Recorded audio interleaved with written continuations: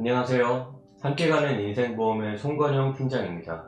태아보험을 준비하는 과정에서 많이 힘들어 하시는 부분 중에 하나가 너무나도 많은 담보들 때문인데요. 이 담보들 모두 다 필요한 걸까요? 그렇지 않습니다. 오늘은 태아보험의 필수로 구성해야 하는 특약에 대해 알아보도록 하겠습니다. 첫 번째는 태아특약입니다. 태아가 출생할 때 일어날 수 있는 여러가지 질병이나 사고들을 보장해주는 특약으로 임신 22주 6일 전까지 가입이 가능합니다. 대표적으로 선천이상 수술담보, 장애 출생담보, 저체중아 입원 일당, 신생아 입원 일당, 장애 진단비 등이 있는데 필수로 구성해야 하는 이유를 하나씩 설명드리도록 할게요. 하나, 선천이상 수술담보입니다. 선천이상 수술담보는 특정 선천이상, 다발성 선천이상 수술담보로 분류되는데요. 다발성 선천이상 수술을 보장하는 항목을 보면 혀유착증, 대설증, 기타 혀기형, 선천성 귀신생물성 모반, 부위계, 선천성 음낭수종, 피부의 기타 선천기형 이렇게 7가지를 보장하는데 이 중에서도 발음 문제로 이어지는 혀유착증으로 인한 설소대 수술이나 신생아 선천성 모반, 귀 앞에 돌출물인 부위계 제거로 보장받는 경우가 많고 선천성 모반 같은 경우는 부위와 크기에 따라 치료하는 횟수가 많아져 치료기간이 길어질 수 있습니다. 그리고 특정 선천이상 수술 담보는 다발성 선천이상을 제외한 나머지 선천이상을 보장하는 담보라고 생각하시면 되는데요. 선천이상 수술이어도 수술이니까 실비에서 질병 수술비에서 보장받을 수 있지 않나요? 라고 생각하실 수 있지만 질병 수술비에서는 선천이상에 대한 보장을 제외한다고 명시되어 있고 실비에서도 보장이 안 되는 부분도 있기 때문에 선천이상 수술 담보는 필수로 구성해야 하는 담보입니다. 둘, 장애 출생 담보입니다. 장애 출생 담보는 장애와 심한 장애로 분류됩니다. 신생아에게 약관에서 정한 장애가 발견될 경우 가입 금액의 20%, 심한 장애의 경우 100% 보장이 되는데요. 일반 장애는 대표적으로 심장에 구멍이 나는 심실중격결손, 심방중격결손, 그리고 머리가 한쪽으로 기우는 이상자세가 나타나는 사경, 손가락이나 관절 등의 이상이 생긴 상태인 다지증과 합지증, 선천성 폐색증 등이 있고 심한 장애는 중증기형으로 무지증, 절단증으로 사지기형이 심한 경우나 뇌성마비, 염색체 이상인 다운증후군이 있습니다. 실제로 일반 장애 같은 경우는 빈번하게 발생하고 있고 치료기간이 길어지기도 하는데요. 최근 실비보험의 보장이 점점 줄어들면서 자기부담금도 높아졌고 혹시나 모르는 위험에 대비해야 하기 위해 구성해야 하는 필수 담보입니다. 셋, 신생아 질병 입원 일당과 저체중아 입원 일당입니다. 신생아 질병 입원 일당은 출산 전후기인 28주부터 생후 7일 안에 신생아 질병으로 입원했을 때 첫날부터 보장받을 수 있는 담보입니다. 대표적으로 찾아오는 신생아 질병 중 하나가 황달인데요. 신생아 황달 이외에도 태변흡입, 소아 뇌출혈, 저체중 등으로 입원했을 때 보장받기도 합니다. 저체중아 입원 일당은 아이가 2.5kg 이하로 출생하여 3일 이상 인큐베이터를 들어가게 될 경우 보장을 받을 수 있는 담보입니다. 요즘 환경적인 요인과 출산 연령의 고령화에 따라 미숙아 및 저체중아 발생 추이는 계속하여 늘어나는 추세인데요. 태아가 태어나면서 치료받게 되는 비용은 실비에서 대부분 보장이 가능하지만 미숙아 및 저체중아의 경우엔 장기간 입원 치료를 받기 때문에 자기부담금 및 추가 비용을 대체하기 위한 필요담보입니다. 본 광고는 심의 기준을 준수하였으며 유효기간은 심의일로부터 1년입니다. 넷, 8대 장애 진단 담보입니다.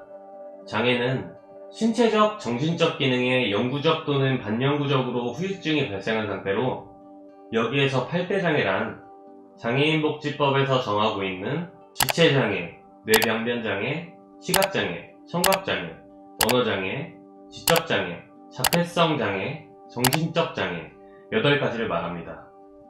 아이의 출생 이후에 혹시라도 장애가 생긴다면 장기 치료로 이어질 수 있기 때문에 필수로 구성해야 하는 담보입니다. 그 외에 태아 관련 특약으로 필수로 구성해야 되는 어린이 개용심장수술, 어린이 심장시술 담보가 있습니다.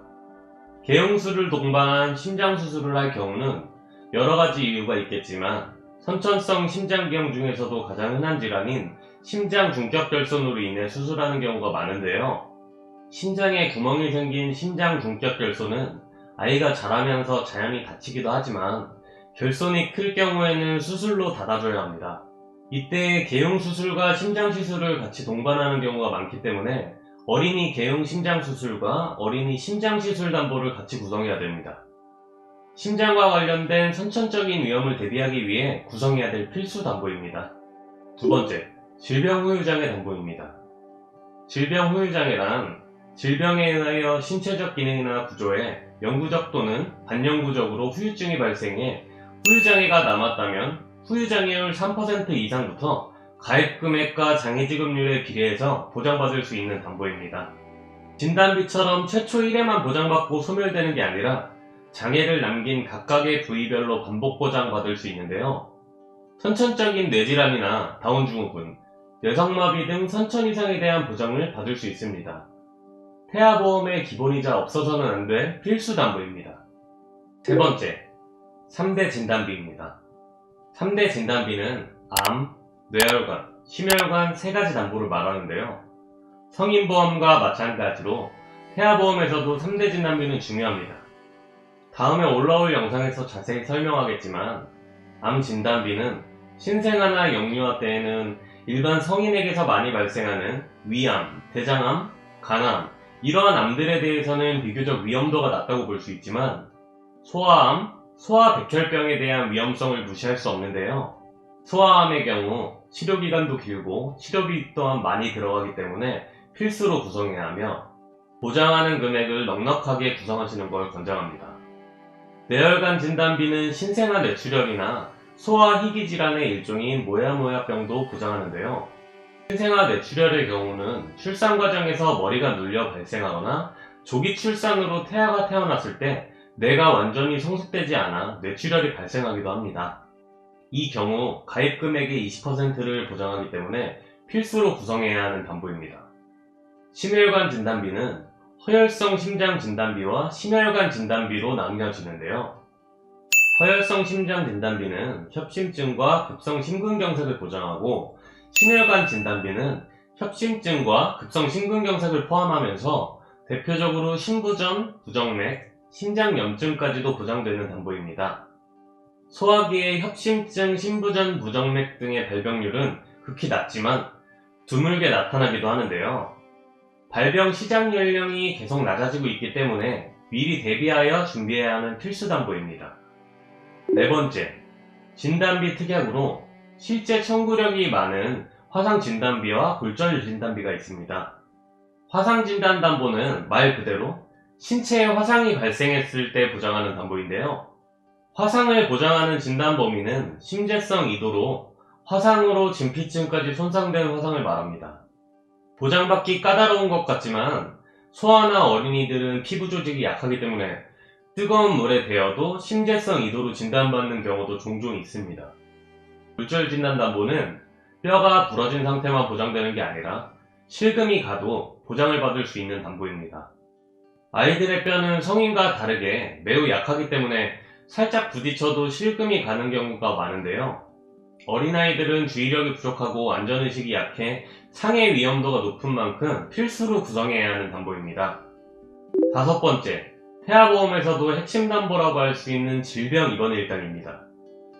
아이들은 성인보다 면역력이 약하기 때문에 잔병 치레가 많아 입원하는 일이 종종 발생합니다. 특히나 유아 소아 시기에는 여러 명이 같이 이용하는 다인병실 사용이 어려워서 대부분 1, 2인실을 이용할 수밖에 없는데요. 실비에서 1인실을 보장하는 금액은 하루 최대 10만원 안에서 보장을 받을 수 있는데 상급병실을 이용하게 되면 실비만으로 보장이 많이 부족하기 때문에 질병 입원 일당은 최대 구성을 추천드리며 필수로 구성해야 하는 담보입니다. 여섯 번째, 상해수술비, 질병수술비입니다. 상해수술비는 상해를 원인으로 하여 수술을 받을 경우 보장되고 질병은 질병을 원인으로 하여 수술을 받을 경우에 보장이 되는데요. 대표적인 보장 사례의 예로 골절이나 화상 수술을 받았을 때 상해 수술비에서 보장되고, 소아 탈장으로 인한 수술을 받았을 때 질병 수술비에서 보장이 됩니다. 이 외에도 많은 상해와 질병의 위험에 대비할 수 있고, 보장 범위가 가장 넓은 수술비인 만큼 필수로 구성해야 되겠죠? 마지막으로 7번째, 가족 일상생활 배상 책임입니다. 일상생활을 하다가 고의가 아닌 실수로 타인의 신체나 재물에 피해를 입혔을 때 실제 손해배상한 금액을 보상을 받을 수 있는 특약입니다. 아이를 키우다 보면 예기치 못한 사건이나 사고들이 많이 발생합니다. 특히 미취학 아동이나 저학년의 아이들은 활동량이 많다 보니 어디로 튈지 모르는 예상 밖의 행동들로 다른 사람의 물건을 파손하는 상황이 종종 발생하곤 하는데요.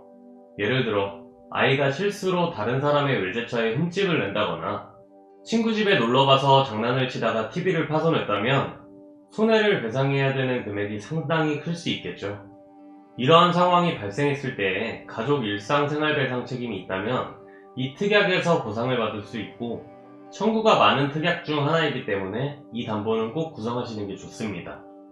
이상으로 태아보험에 필수로 구성해야 하는 특약들과 필요한 특약에 대해 설명드렸는데요.